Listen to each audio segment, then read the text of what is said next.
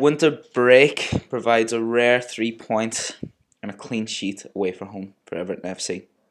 Looking at the team ahead of this game, as had been reported in the press, and we were all expecting a better performance after what was essentially a winter break for the team in between, a break of over 2 weeks before playing again. What had been a dreadful run beforehand for Marco Silva. There was a chance here to put a bit of training in, do what he was picked out as manager to do, and motivating the players. We've seen in years gone by and seasons gone past, we've had this point in the season a number of times, being out of the FA Cup, being out of the Carabao Cup, and typically managers have used this as an opportunity for a warm weather training camp. It's been Saudi Arabia and Dubai in the last few years. Ultimately, it gives Silva a chance. They have the players for a few weeks at Finch Farm, and surprisingly to a few fans at the time, give them an extra few days off. What resulted in a drastic change to the team today. Silva had said in his press conference ahead of this game, he'd been quite short with a reporter who questioned whether radical change was needed to get his side's confidence and form back on track. He cited the start of the season and the confidence and the style in which the team were playing with in those first few months, and said that ultimately his style provided that change at the start of the season, and only a few tweaks would be needed really to return that confidence back to the team. Ironically, then he changes the team quite drastically, with Jagielka coming in for Zuma, who was serving a suspension following a red card in the last game. Jagielka with his first start since the opening game of the season. Dominic Calvert-Lewin comes in as a striker ahead of Tosin. Surprisingly, Schneiderlin, for a rare appearance, not just this season but in the last 2 seasons, coming ahead of Tom Davies in a defensive midfield pairing with Idrissa Gana Gueye. Coleman retains his place at right back and captain of the squad ahead of John Joe Kenny, who had a run on the team prior. And Walcott coming back in, Bernard taking a place on the bench, Richarlison on that left. In that first half, I didn't think we started brilliantly, as I've seen a few people say on Twitter as well. We were kind of slow to start off with. Digne saving our skin early on with a brilliant block in the opening few minutes. You could notice some changes to the style of play, even though maybe the sharpness wasn't there in that opening half. I think you could notice more direct long balls to attacking forwards. And you could notice that Jags and Schneiderlin were quite off the pace. Maybe understandably so, with the lack of game time they've had, not just this season but the season before. They definitely started off the pace, and they were saved blushes a few times from a few individual errors. I thought Ghana looked surprisingly assured next to Schneiderlin. It's been said on Toffee TV before, and I think a lot of supporters agreed that in years gone by, Ghana looked a little bit unsure of his defensive role when paired with Schneiderlin in midfield. You know, it was a while ago when people were describing that pairing as a defensive powerhouse under Koeman. And the time in between, as Schneiderlin slipped it as a player in our eyes in terms of his quality. You could see at times that they were being paired together. Ghana wasn't quite sure of his role defensively, as they were both trying to fight fires in the middle of the park. I thought today the two of them worked well together though. I thought Ghana looked surprisingly assured next to Schneiderlin, and that only continued as the game went on. I think it was surprising to see Keane and Coleman getting forward quite well, something that was a little bit of a difference to the style of player, at least the play we had seen on the pitch this season. Coleman, typically, we thought because of his age or just his deterioration as a player after his injury, that might be not be why he's getting forward. A few people level the fact that it might have been Marco Silva who'd initiated that, maybe not seeing that Coleman had the pace that he had before. But in that opening half, there was a couple of times you could see Coleman getting forward, and Keane as well, surprisingly. First time I'd really seen him playing with the ball out past his own half. I thought Richarlison was frustrating, particularly in that first half. A few people levelling it to him on Twitter as well, on his decision making. Difficult to watch at times when he's a player that has unbelievable talent and quality on the ball in comparison to some of our other starting 11. Just disappointing that his decision making isn't there sometimes. I think Digne's cross delivery was amazing in that first half. Nothing really paid off, but it's unbelievable when you can see him with his back to the opposition goal, and he's still able to put a cross in like he did early on in that first half. First goal coming then just shortly afterwards.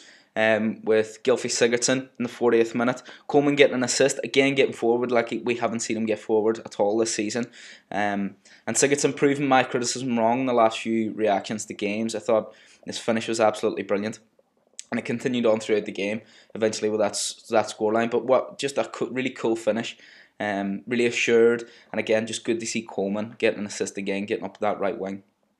That was it really for the first half. Went in 1-0 up at half time. Not necessarily playing a better game than Cardiff. I think we were lucky at times, but glad to be a goal ahead. In that second half, Richarlison was getting forward well. Again, his decision making wasn't there though. Digne comes in with a professional foul early on in that second half, getting what is now a requisite yellow card for him in every game.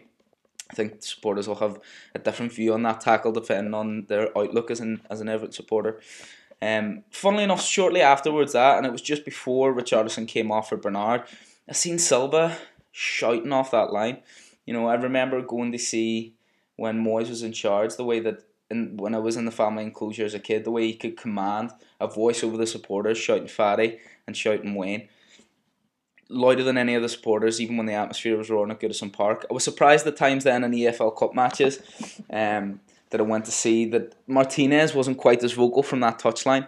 And it was Graham Jones typically who would be the loudest voice. Koeman, maybe we got that back a little bit. And it's up to debate whether that makes a difference to the way the team can play on the pitch. It certainly makes an impression on us as fans, I think, to see how animated and how vocal and audible a manager can be from the touchline. I thought interestingly then I seen a really furious, angry Marco Silva that was picked up by the microphones around him. You can see an intensity there, a volume and an anger that I'd not seen in Marco Silva this season before. Whether he's trying to show that a little bit more to reassure the fans, or whether he's starting to lose patience with some of the play of his players and what has been really an atrocious first season for him. It was, like I say, followed shortly after by an off-colour Richarlison coming off for Bernard, who for me really made the difference. It was 5 minutes later that second goal came with another really cool assured finish from Gylfi Sigurdsson. Bernard making the difference, getting forward though. That first touch that he has rivals anybody else in our team. The way he just gets forward to that goal, obviously the shot is blocked off the keeper, and the rebound is buried by Sigurdsson, and a really cool finish again. Interestingly, in the lead up to that goal, you could see Sigurdsson hold off a little bit as Ghana ran past him, unable to come deeper from midfield. He was able to use his vision to finish off a really, really assured goal. That really took the sting out of the game when we went 2-0 up, I thought. Don came close a couple of times. I thought he was getting forward well and he looked strong in a striking position. That was followed shortly afterwards by a change for Lookman coming on over Walcott in the 82nd minute. Again, just good to see Coleman getting to the edge of the box, getting forward again, and probably was one of his better performances this season, I thought. Interesting as well, after being out of the team for what must be now at least a month, maybe two, for John Joe Kenny. And just on a side note as well, that with McCarthy coming in to the Ireland squad, taking helm for a second time, he made a comment earlier last week saying that Matt Doherty was unrivaled in a right back position in the Premier League. That's obviously got to get Coleman fired up. He's captain of the team and had been a first place starter at right back over the last number of years. Maybe that fed into his performance today. I certainly thought I seen a different Seamus Coleman getting forward. Good to see him on the edge of an opposition box for a change, and he was there tracking back when he needed to be to defend his own goal. I thought Pickford was commanding in those last few minutes. Obviously, the clean sheet was massive for us, absolutely massive, as much as the 3 points really, and away from home as well. I just thought that there was a few tweaks to the game that you could notice today. We were playing more long balls. Seamus Coleman was getting forward more. Pickford was coming off his line more often, commanding his box more often than we'd seen this season, and ultimately saved their skin a couple of times for a clean sheet at the end. I thought that we looked assured then towards the end of the game. Ultimately, with Sigurdsson coming off for Gomez in that 86-minute mark, it was just after Dominic Calvert-Lewin's goal.